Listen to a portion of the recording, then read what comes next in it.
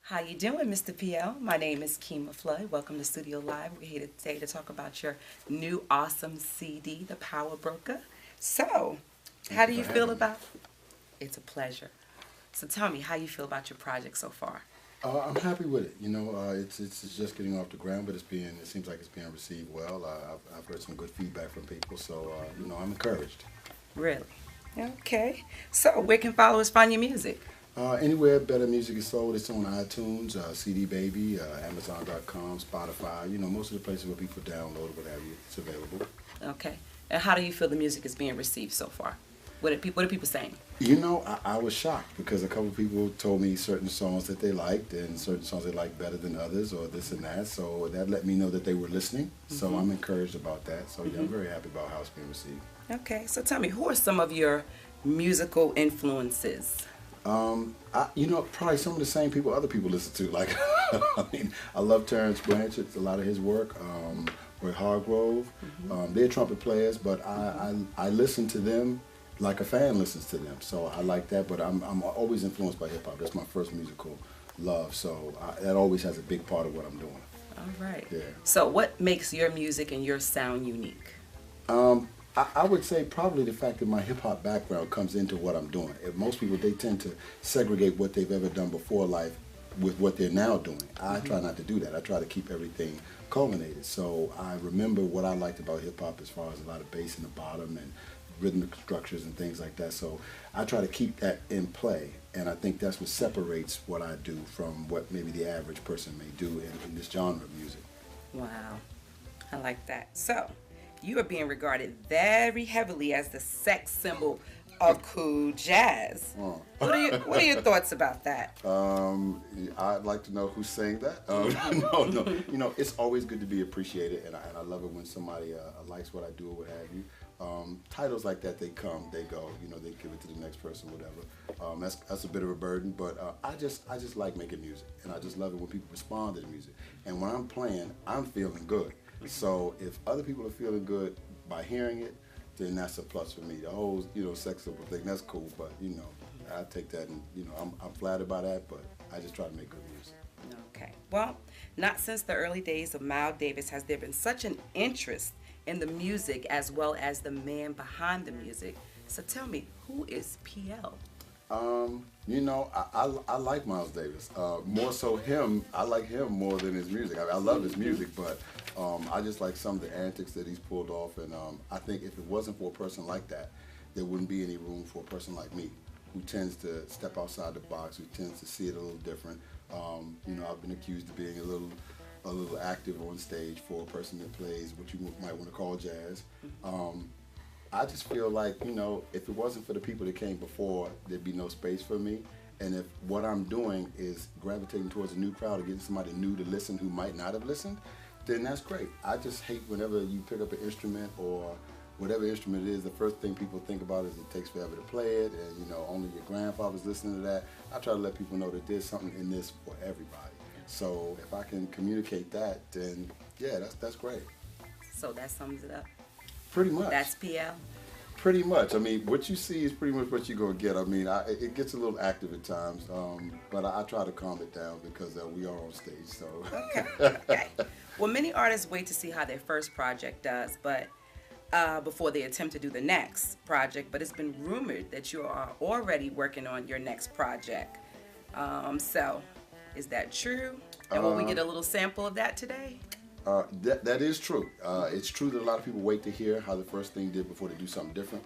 I tend not to do that because what happens is whatever you did first, people like it, and then you subconsciously you try to recreate that moment, which that's not going to happen. And then if you are lucky enough to make that happen, you kind of get stuck with that. So for me, my goal is I'm constantly trying to make and record music. So the label makes a lot of decisions as to when things come out. I may do 3 ballads in a row. They might not put that on the next album, but I don't look for, public accolade for what I'm doing. I love the accolade, but I'm doing it because I really just love the music. So yeah, and I am working on the second album already, and I do have maybe a snippet or two. You might get a piece of that in the presentation, but that's just to keep people interested, because people hear the first thing and they don't even know something else is coming. So I always try to stay lively. Okay. Well, the tune Blues for Blake is very funky yet touching. Now, it's rumored that you wrote that for your daughter. Is it true? Did you Uh, really write that for your daughter? yeah, I did. I did. I wrote that for my daughter. My daughter is her birthday is October 25th. She's a Scorpio, like her father. I'm a Scorpio, and she can be, kind, and at times she can be what they say muy gustosa. She can be very spicy. So I tried to add both of those elements into that tune to give you some spice and some love. So yeah, and I did craft that for her because I wrote one for my son. And if you know anything about kids, you do one for one, you don't do it for the other. There's an issue. So so Okay. yes, So they definitely help inspire this CD. constantly. Aw. Well, you don't really hear a great deal of violin in music. And also, you used an acoustic bass and an electrical bass at the same time. What brought about that? I did. I did do that.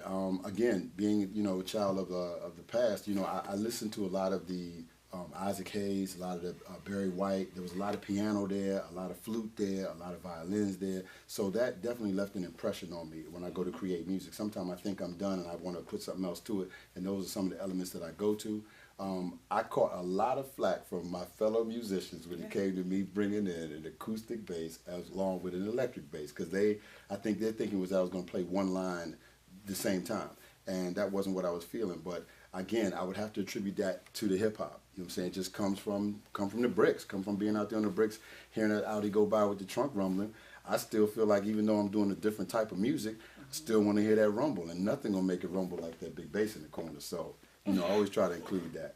Oh, well, your music has kind of been labeled as cool jazz. Do you think that's a good description for your music? They can call it what they want. I mean, I was talking to Nick Payton, and he has this thing about jazz and what he feels about it. We talk about it a lot. So they can call it what they want: cool jazz, modern jazz, straight ahead jazz, fusion jazz, acid jazz, whatever they want to call it. At the end of the day, if it's called bought and purchased, I'm pretty happy. So that's the bottom line with me. So, in selecting the songs that you're doing for your shoot, what went into that? Well, the album's new. It hasn't been out long enough for me to actually say that it's being predicated on public approval one way or the other. For the most part, I tried to select some tunes that I figured would give you a diverse version of what you would get from me if I'm in your town doing a live show. So you're going to get some ballads and something a little funky, something a little closer to some straight ahead, more active stuff. But cost is the bottom line because, I'm playing with fellow musicians and, we all got to eat. So I know every artist would love to probably turn every single song they do into a video, but I can't afford that. I'm on a small label, so the cost is the bottom line. So I did the ones I thought were most cost effective and that showed something more closer to the middle ground of what we do. Okay. Well, I think the project is dynamic. Everyone's gonna love it. And I noticed that you played the flugel, the trumpet, and the cornet. Do you have a preference or a favorite? Um, well, I'm a trumpet player by trade. I mean, that is my first instrument. That's what I play. And one of the gentlemen that initially was one of my first instructors, he's a very famous musician. He's passed on now. But he used to always tell me stay away from the flute because he said, the instrument gets out of tune very easily and this and this and this. But you know how kids are. Would you tell them to stay away from what they go to? So for certain times, I think that the flute brings a very intimate sound. It brings a loving type of tone about. In other words, for some of the funkier tunes, it kind of gives you something. It's not quite as bright as the trumpet. And I love the cornet because it's right in between the two of them. So, and also, like I said, I'm a Scorpio. I get bored, So they all B-flat instruments. So I'll pick up this one and I'll pick up that one, and they'll say, "Man, get back on the other one." So, I like to be able to try to master the three of them and try to work with the three of them as much as I can. Awesome. So, on your flyer, your CD, and today you're wearing these festival colors. Your style is kind of eclectic. Tell me a little bit about that. It was a coincidence, to be honest. Honest to God, it was a coincidence. They sent the photographer over the picture on the cover and the picture that's on some of the, the flyers and stuff that they're doing. Those pictures, someone were taking in my home, someone were taking in my driveway. And I like festive colors. Women love bright colors. And I try to tell the brothers that there's some other colors other than blue, black, brown, and gray. So, sometimes I'll just reach for a bright color and try to dress it up, not too loud, but just to kind of push the envelope to show people you can do other things. I've been hassled a lot about the ascots or what have you, because now the cats is all wearing the bow ties, but, that's like in the past for me. So the colors is just something to try to express who I am a little bit more. I think that a problem that I have with the title jazz or the word jazz is when you think of that, you think of somebody holding an instrument on the cover, straight-faced or in a melancholy mood or maybe caught laughing or whatever, but you don't get anything about that person really. They're wearing mundane colors. So to me, I'm just trying to show people that there's a person behind the horn, behind the instrument that's involved with it. I had the opportunity to do a lot on this album as far as the production on it and arrangements and things like that. So I try to bring that out in the colors that I'm wearing. So sometimes in life, you only get one glance. So if you only get one glance, you better be making it worth looking at. All right. Well, I think your colors and your style is very dandly. Thank you. It's cute, actually. So dates, I have enjoyed, PL dates is what I like to call you. I have enjoyed our time with you at Studio Live.